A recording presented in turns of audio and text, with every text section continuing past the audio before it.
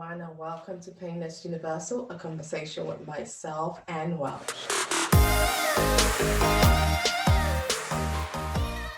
Today I'll be talking to the gorgeous Nikia Webster. Nikki inspired me, and I reached out to her because I wanted to share her story. She's a writer, she's a PR consultant, and she's many more. Most especially, she's someone who's gone through so much pain and be unable to achieve great things. One of the great things she's achieved is that she is the founder of a podcast, which she'll be telling us about. Meet Nikki. Hi everyone, once again, welcome to Painless Universal, conversation with myself and Welsh. As I previously said in my introduction, the gorgeous Nikki is here with me. Nikki, thank you so much for joining my platform. Thank you. Yes, hi.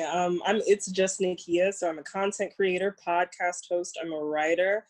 I recently started working to become a life coach. We're not finished there yet, still in the progression thereof. So always looking for ways to improve and to learn. So I'm very happy to connect with you and have discussion with you on a day. This is exciting. I know, it's so good.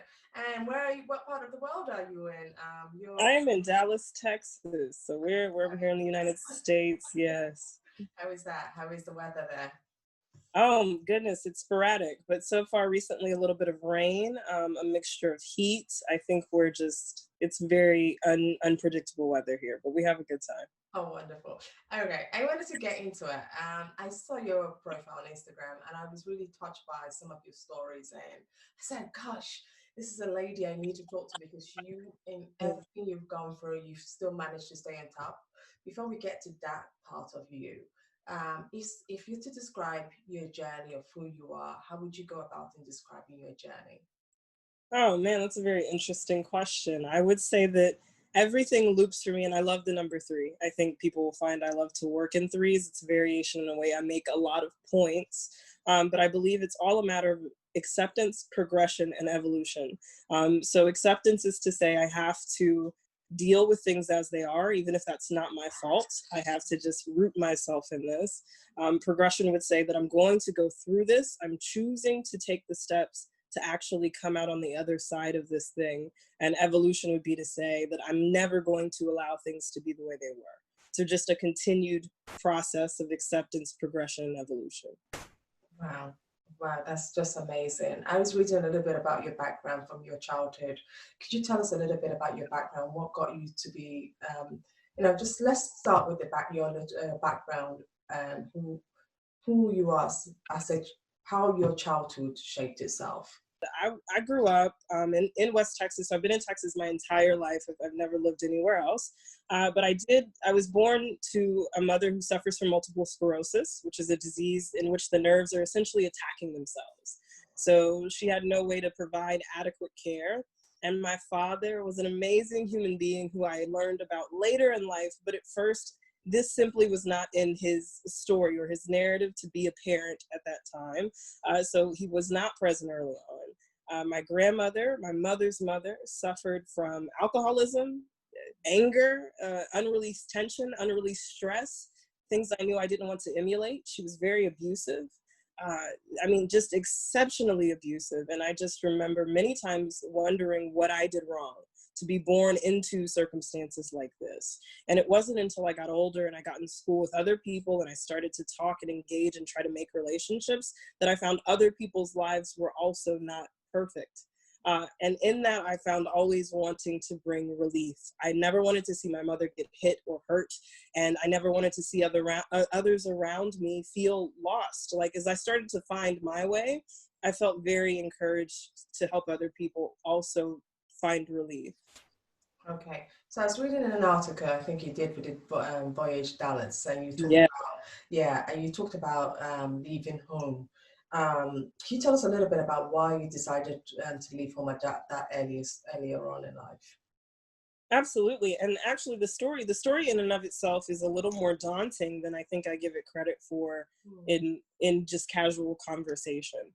So to give some context there, I had attempted suicide in December of the previous year. So I want to say this is 2012 here. So I attempted suicide.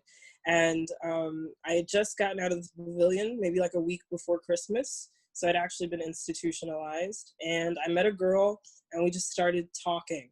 And I celebrated New Year's with her, but I stayed out a little later than my grandmother would have approved at that time. And I remember coming home the next day, and it was heated tension and just arguments and everything that you could imagine that could have been going wrong in that moment was. The girl I was talking to at that time met me at my home, and we sat in her car and we were just talking and having a conversation. My grandmother actually left the house and drove by, and I panicked and we freaked out. I didn't know what her reaction was going to be. There needs to be an understanding of how fearful I was of her reaction or her encounters or engagements with me. I remember one time we were out in the garage in passing, and she would carry a pistol on her for personal protection, but she said, "I almost shot you. I didn't know who you were. I didn't have eyes on you." But you have to understand how tense our encounters and engagements would be. So when this all transpired, I just left for a few hours. And when I came back to the house, she wasn't there. And I said, maybe it's a good idea if I stay away. And I went, and she took me to her grandparents immediately and told them everything that was going on. And they took great alarm. And they said, "We think you should try to get yourself in a safer situation." She actually did not let me get any of my things. And I had recently come out of the closet trying to be forthcoming about who I was and who I believed myself to be, and standing in my truth. And she didn't take any of that well. So she actually blocked me from getting my things out of the home. And I had to call the police to be walked into the home and escorted out with my things. Later, the remainder of my things were given to me in trash bags. So it was really a process. And it was I still don't know quite if until later in life I fully adjusted to what happened or the magnitude of everything that was going on in that moment, because within a week's time span, I was in a completely new environment. The girl I was talking to was Caucasian, so she was it was a new world. I hadn't been around people like this too much. And also it was seemingly a working family unit, which was mind-blowing to me. They were supportive of each other. There were schedules, there were family dinners, there were gatherings and meetings and engagement and talks of encouragement and things like I was completely unrelated to. Wow. And in saying that story, you said you thought about committing suicide, but why would that thought come to you? What was was it because of the effect of your grandmother, or were there other things that compounded on that made you feel that way? That is a wonderful question. I would say when I say accept, progress, and evolve, I would say the stage of acceptance for me came from knowing that my home life just was a wreck, right? I knew that I couldn't control her actions, but I would do the best I could to anchor myself and grow in that. Progress came when finding out that I was gay, but I didn't know how to tell anybody that. I didn't know who could accept me for that. And the way people addressed that in my home and in my family, it made it seem like I could never have a place. But the evolution came when I attempted suicide after I was sexually assaulted by my godfather at the time. He was the one person I felt like we can get away from everything that's going on around me. I can have a lot of peace in his presence. I can be in a good space. He understands me. He seemed so engaging, and he really seemed like the last person that would ever do anything like that to me. I attempted to go to therapy. I tried to work through it. But at that time, especially being an adolescent with no guidance, nobody's walking you through how to deal with emotions you're encountering for the very first time. Yeah. Or situations in which you can say, maybe this isn't my fault, but who's really there to give a constant presence and sense of reassurance and the education that you need? There was no parent. So for me, I felt like God can't care. There has to be a complete disregard for who I am, so I shouldn't be here. And in that moment, I took a bottle of pills and I texted my therapist and I said, "This is it. I don't want to live anymore." And when I woke up in the hospital, I remember my first gut reaction of all the reactions you could have is that I was angry I was living. Wow. But it took a lot of work. It took a lot of prayer. I don't think God hates me. I think these are things that happened for my good, and inevitably allowed me to be able to reach other people in places that maybe they wouldn't have reached otherwise. I think if I had grown up any differently, I might not have the same aura of compassion I do for people, and lack of judgment. So I think it really did all shape out for my better, but it was difficult to see that at the time, for sure. I totally agree. I mean, one of the reasons I started this conversation and platform is just because of my own suffering as well. Suffering from chronic illness, never seeing the hope at the end of the tunnel. You get well one day, the next day you're in hospital again. Just a vicious cycle. You never ever are better. You never progressing with life. You just, everything you wish for yourself, you never could achieve it. And I just thought the same way like you felt like there's no hope at the end of the tunnel, but as you said very rightly, we probably are given this, difficult platform, difficult beginning to shape us and mold us to be better people and to be add to that better people to help others who are also going through that same circumstances. So, honestly, thank you for sharing that story because I know it's very emotional and very deep. But I'm glad you shared that because that deep story is what led to you finishing high school. How did you go about with finishing high school? What was your Yeah. game plan? How did you, all that moments, you still said, I am going to be determined to finish high school. What was that? This is, I think for me, and I love that question. Nobody's ever asked me that question. One thing, my mother is my best friend. She's my heart. And so I knew, and guys, forgive me if I get choked up here, but I knew I wanted her to see me graduate. We had to be close in that way because of the way I had ripped us apart.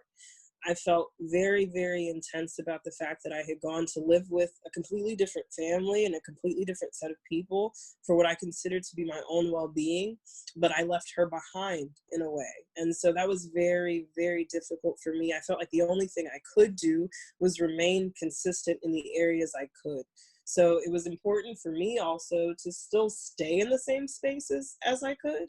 I needed things to appear as normal as possible. It's not a secret that there are episodes and things and stages that can happen when you suffer from depression and anxiety. I was able to have post-traumatic stress disorder based on some of the circumstances and situations that I'd been involved in. So there were definitely moments in which I acted out that were caught in the public eye or caught by groups of people that were around me at the time. So it was super important for me to just do something the same. And also, I've then had people telling me, this is where you need to go to college. This is how you now need to conduct your life. I felt very, very overwhelmed in a lot of places. But one thing I knew for certain, she was going to see me walk that stage. And no matter what was going to happen after that, that would be my accomplishment. And I could really own that. And that has always been the thing that stuck with me there. In doing that, where there are lots of struggles along the way, someone says to themselves, look, I've seen what Niki's done. I want to do such. What would you advise them? Because I'm sure there'll be some struggles that we encounter along the way. What would you say they are? Man, I would say first, it's going to be a matter, trust yourself more than you think.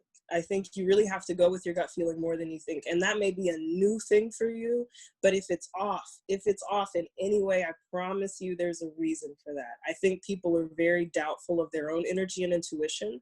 But in those moments when your back is against the wall with something new, the only thing that's going to be the same is the face you're looking at in the mirror, right? You're the only thing consistent as all of this is that you're the one going through it. So when it comes to, should I embark in this relationship? Should I go on this business venture? Should I start this job? Is this a space I need to be staying in? You know the signs, and I would say recognize them and react to them accordingly. It's okay also to get help. You're not for those, and not to go on a religious tangent, but I'm one who does believe in God, and I just strongly feel that community is important. We're not meant to be alone. So it's okay to have friends that assist you. It's okay to have business ventures that assist you. It's okay to have relationships that assist you. I struggled a long time for wanting to do it alone.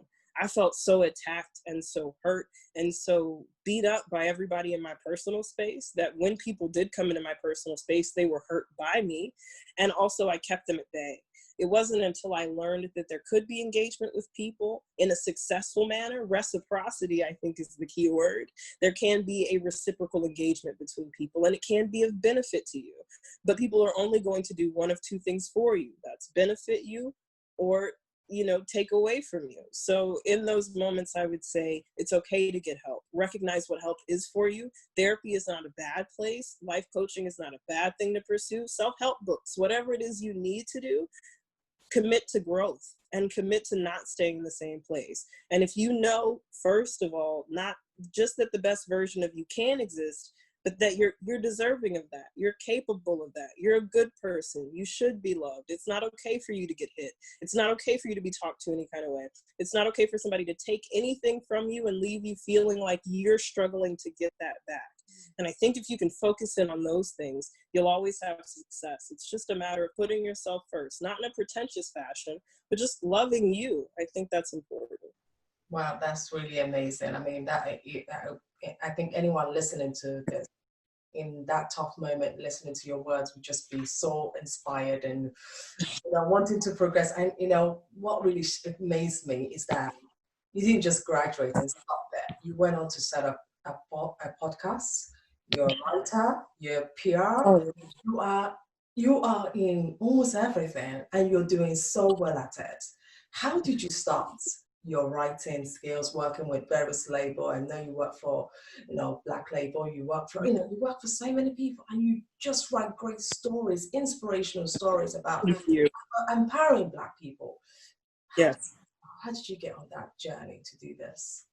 Oh, that is I tell people, and it's the funniest thing. I started off writing in high school. I would write and just pen stories and poems, but I would always tell people, man, I'm not a writer. I don't have the training. I don't have the same. I'm not, because I feel very strongly and passionately for people who are journalists and reporters, and they do those things. But I did debate in high school and on the college circuit. So I had a strong inclination and draw towards the pen. And when I started writing for Black Label, it was shortly after I started the podcast. I would do blog posts because I wanted people to be able to engage with my words. I wanted to make sure everything I was doing had impact. I wasn't just going to come here and talk about it. I would give you something to work through it and also visualize. So in doing that, I said, man, this may sound crazy. I've written a few poetry pieces. I've done some different things. And I actually started off on a radio show with friends. I was working as an assistant store manager in AT&T.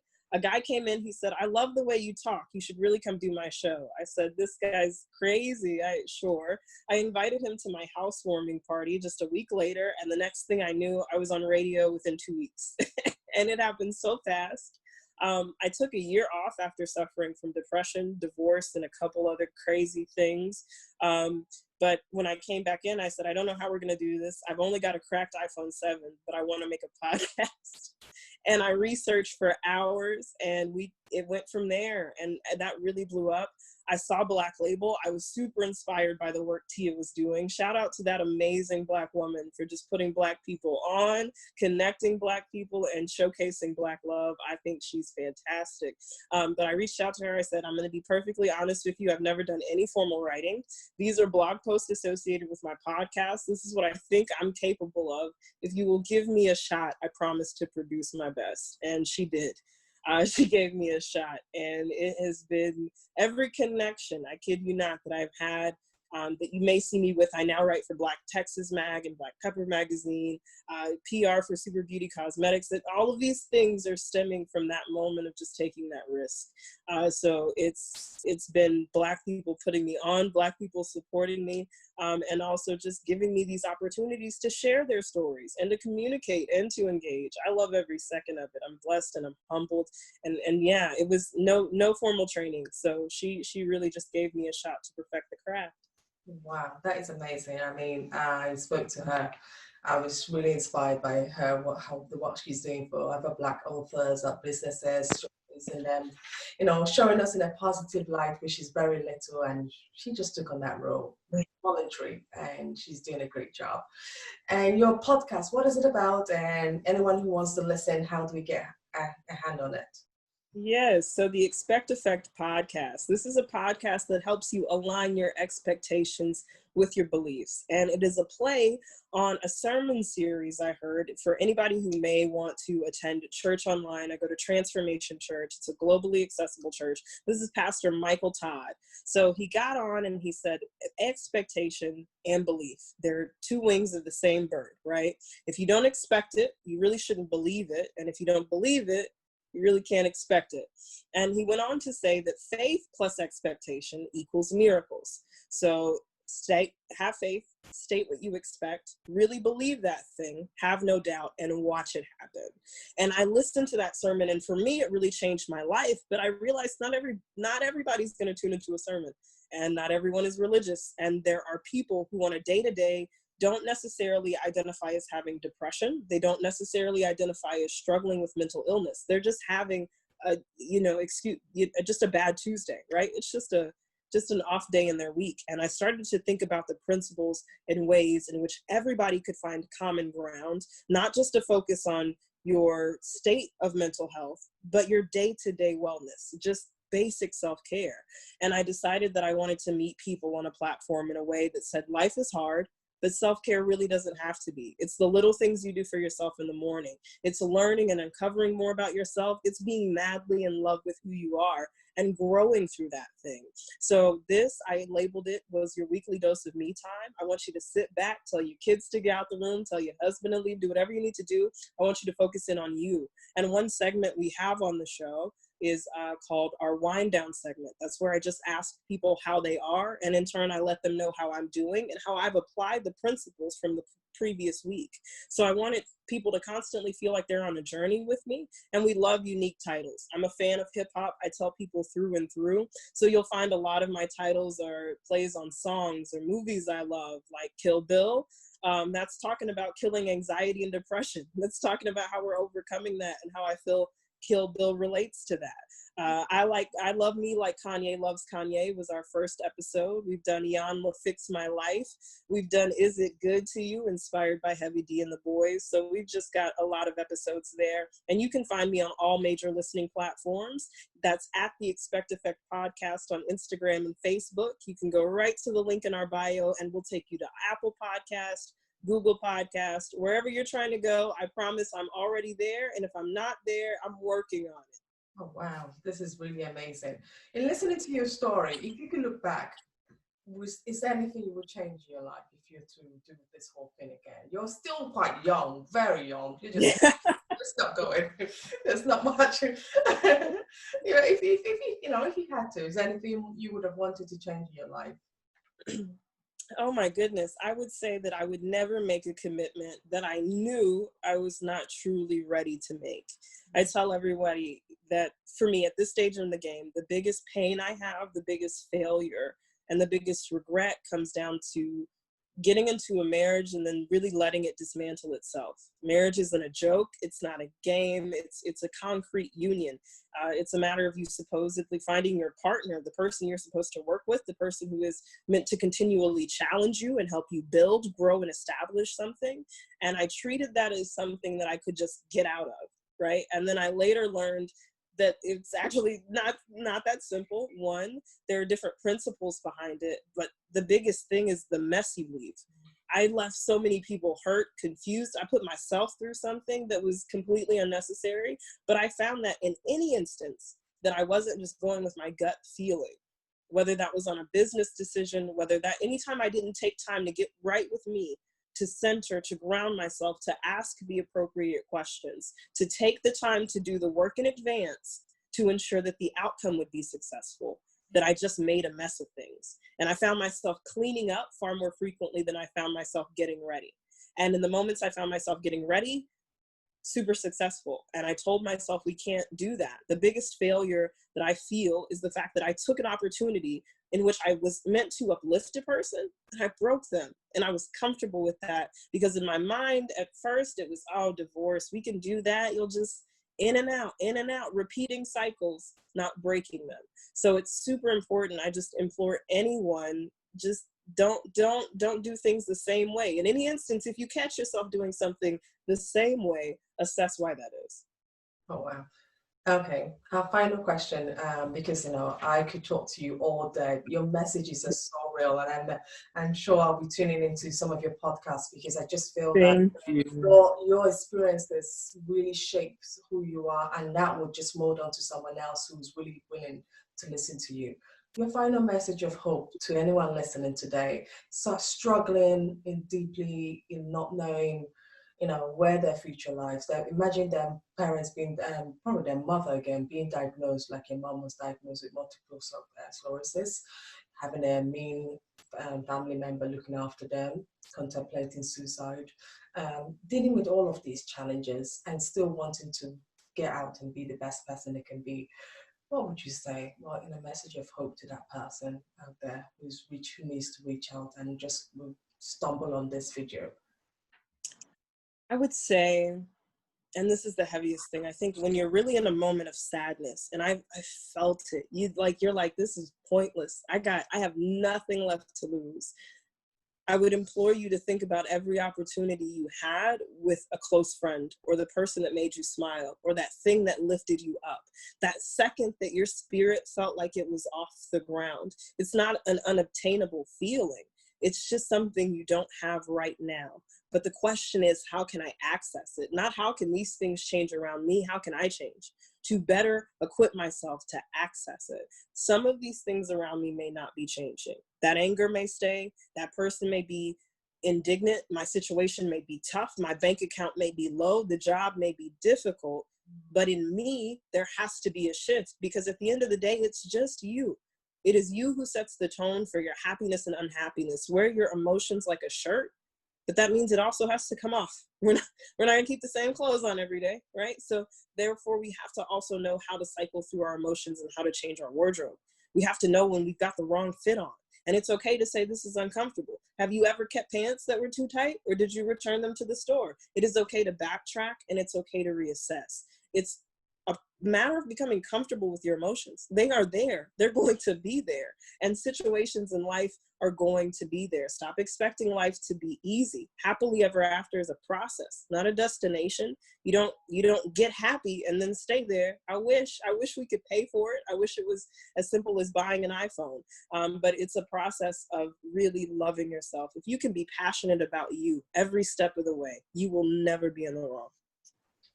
Wow, Nikki, thank you so much. I will stay with that thought. Happily ever after is a process. I mean, something that everyone thinks they could just attain, but that is such a marvelous ending. Thank you so much, and thank you so much for joining us. Thank you. Absolutely, thank you. Thank you.